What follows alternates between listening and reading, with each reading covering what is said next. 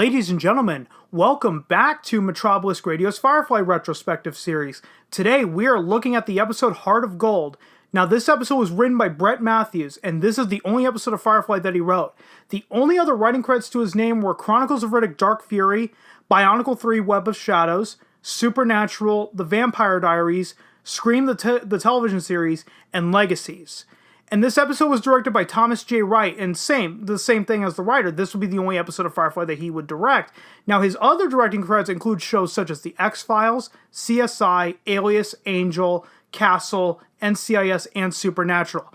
And this episode was the third and final episode that didn't air on the Fox network during the show's initial release to air on the Sci-Fi network when Firefly was brought over to that network in the reruns. Now, this episode is basically the storyline of the outlaw/gunfighters assisting and fighting the corrupt sheriff, if we're looking at this as a space western.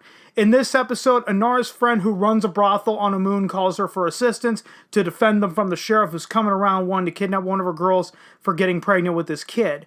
The Serenity crew gets there and Malcolm sizes up the threat. He decides that the best thing to do is just flee before the corrupt sheriff comes back and kills them all, because the corrupt sheriff has better technology than the Serenity crew will ever have. Now, the head of the brothel decides to stay back and fight. The Serenity crew follows. Then there's a turncoat, one of the whores. Surprise, surprise there always has to be at least one turncoat, who tells the corrupt sheriff about the plan and gets a lot of people killed. Now, after the dust settles, she gets outcasted from the brothel. The head of the brothel dies, and we see her funeral, which... What my question is like, why wasn't the turncoat just shot and killed for being a traitor? Like, that would probably be like one of the best forms of justice, since, you know, her actions got a shit ton of people killed, not just from the corrupt sheriff's side, but also from the side of the brothel.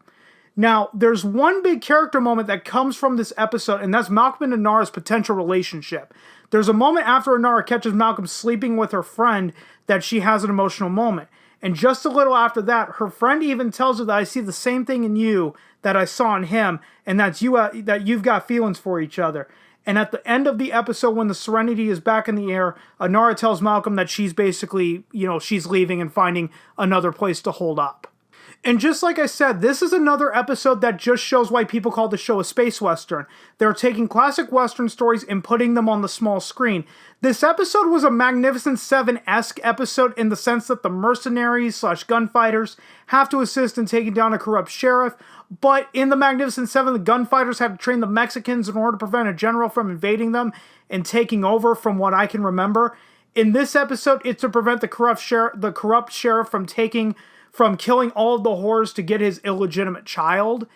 And with all that being said, that's going to do it for this episode of our Firefly Retrospective. Come back when we cover the next episode in the series, Objects in Space.